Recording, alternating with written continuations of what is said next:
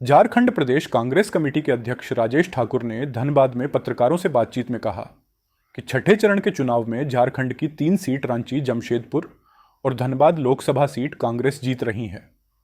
उन्होंने कहा कि चुनाव प्रचार के दौरान जनता का कांग्रेस के प्रति जिस प्रकार से रुझान देखने को मिला, इससे यह साबित होता है कि धनबाद से कांग्रेस प्रत्याशी अनुपमा सिंह भारी मतों से धनबाद सीट जीतने जा रही हैं। मंत्री बदल पत्रलेख और मंत्री हफीजुल हसन को ईडी द्वारा समन भेजे जाने के मामले में उन्होंने कहा, मीडिया के माध्यम से यह जानकारी मिल रही है कि 2 मंत्रियों को ईडी ने समन जारी किया है और यह साफ बतला रही या कि भाजपा हार रही है। देखिए, चुनाव प्रचार जो है छठे चरण का आज समाप्त हो रहा है और जिस तरह से हम लोगों ने पिछले दिनों चुनाव प्रचार किया है और जिस तरह से जन समर्थन प्राप्त हुआ है, हम ये कह सकते हैं कि इस जो चरण में चुनाव हो रहे हैं उन तीनों सीटों पर हम लोगों का अपार जन समर्थन मिल रहा है। रांची हो, धनबाद हो और जमशेदपुर हो। और जो आज धनबाद में देखने को मिला है, निश्चित रूप से हम कह सकते हैं कि हम भारी मतों से धनबाद चुनाव जीत रहे हैं। आप जानते हैं कि जिस तरह से आदरणीय राहुल गांधी जी ने भारत जोड़ो न्याय यात्रा और भारत जोड़ो यात्रा के माध्यम से पूरे देश में यात्रा की, उससे पूरे देश में लोगों के बीच संदेश गया कि सचमुच में कांग्रेस आम जनों के लिए चिंतित है और वो चाहती है कि जो देश में अन्याय बढ़ा है उसको रोकने के लिए, और उसका नेतृत्व आदरणीय राहुल गांधी जी कर रहे हैं। उसके बाद आपने देखा किस तरह से इंडिया जनबंधन बना और उसके बाद लोग का जो रुझान दिखाई पड़ रहा है पूरे देश में जो अब तक चुनाव हुए हैं, उसमें हम ये कह सकते हैं कि हमारे ओर रुझान ज़्यादा है। और जिस तरह से प्रधानमंत्री शुरुआती दौर में कह रहे थे कि 400 पार की बात कर रहे थे, अब वो नहीं कह रहे हैं, तो वो उनको भी पता चल चुका है कि हम अब कहीं भी नहीं हैं। तो आज जो हालात बने हुए हैं, जिस तरह से धनबाद में बहुत सारी बातें हुई, बहुत सारी चर्चाएं हुई, आप लोगों को 2-2 पन्ने का विज्ञापन मिला और उसमें बताया गया कि उम्मीदवार का आपराधिक इतिहास इतना लंबा चौड़ा है।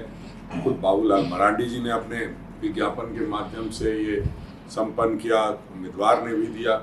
ये अच्छी एक पहल थी चुनाव आयोग की, जिसको हम लोग स्वागत करते हैं और धन्यवाद करते हैं कि इस माध्यम से कम जो बातें इधर उधर की बातें होती थी वो उम्मीदवार ने स्वयं बता दी और बाबूलाल मरांडी जी ने माना कि हमने इतने मुकदमों के बावजूद उनको प्रत्याशी बनाया है। अब लोगों को तय करना है और लोग तय करेंगे। हम मुद्दों की बात करते रहे, वो चुनिंदों की बात करते रहे।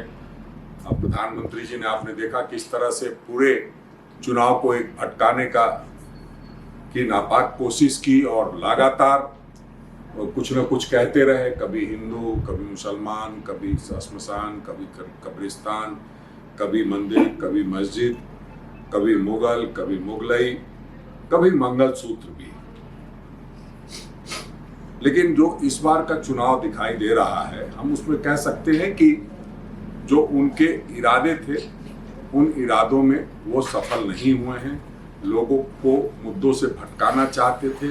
अंत में तो उन्होंने यहाँ तक कह दिया कि तो अडानी के टेम्पो से पैसा भर भर के कांग्रेस के पास जा रहा है।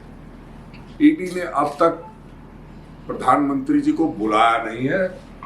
शायद प्रधानमंत्री जी ने जिस तरह से बातें कही थी, खुद से ईडी को बुलाना चाहिए था कि अगर आपके पास कोई जानकारी है तो पूछताछ उनसे ईडी को करनी चाहिए थी। हम समझते हैं कि आने वाले समय में 4 जून के बाद ईडी इस संदर्भ में जरूर पूछताछ करेगी कि आपने ये बयान जो दिया था उसके बारे में आपको क्या क्या जानकारी है, कहाँ कहाँ पैसे गए हैं, वो आप बताने का कष्ट करेंगे। तो प्रधानमंत्री जी ने लगातार हल्की बातें करके इस चुनाव को हल्का करने का प्रयास किया, लेकिन लोगों ने गंभीरता से लिया और लोग ये समझे कि मुद्दों की बात हो। लोग चाहते थे मुद्दों की बात हो, लेकिन कभी मुद्दों पर बात नहीं किए। और जिस तरह से आज आप देख रहे हैं जो प्रयास हुआ हो रहा है, जो हमारे मंत्रीगण को की छवि को खराब करने के लिए, आप यूं कहिए कि आज भी जो मैं अभी तक मीडिया से सूचना मिल रही कि और 2 मंत्री को ईडी ने समन किया है। तो इससे ये पता चलता है कि जो अब तक चुनाव हुए हैं भारतवर्ष में, उसमें पूरी तरह से हार रहे हैं भारतीय जनता पार्टी के लोग। और जो खास करके झारखंड है, झारखंड में इस तरह की कवायद हुई है, लोगों का एक रुझान बढ़ा है और उसके बदले में इस तरह की कार्रवाई की बातें की जा रही है।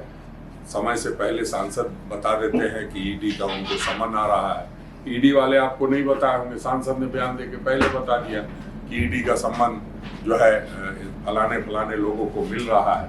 तो अब ये तय हो गया कि गोड्डा सीट भी वो भारी अंतर से हार रहे हैं। तब इस तरह की कार्रवाई हुई है कि जो 2 संसदीय क्षेत्र से संबंधित लोग हैं उनको ईडी ने समन किया है। तो अब इस तरह की और कार्रवाई होगी। 1 तारीख तक का समय है और 1 तारीख तक जो लगातार इस तरह की और सारी कार्रवाई हो सकती है। बहुत सारे लोगों को ईडी बुला सकती है, पूछताछ कर सकती है। लेकिन जो पूरा माहौल है वो ऐसी चीज़ों को बर्दाश्त करने के मूड में नहीं है। और हम ये कह सकते हैं कि इस बार का चुनाव एक खास तरीके से, एक खास प्रकार से लड़ा जा रहा है। हम लोगों ने पूरी मेहनत की है और जो आपने देखा होगा आज कार्यकर्ताओं का उत्साह, हम ये कह सकते हैं कि धनबाद सीट को हम जीत ही रहे हैं भारी।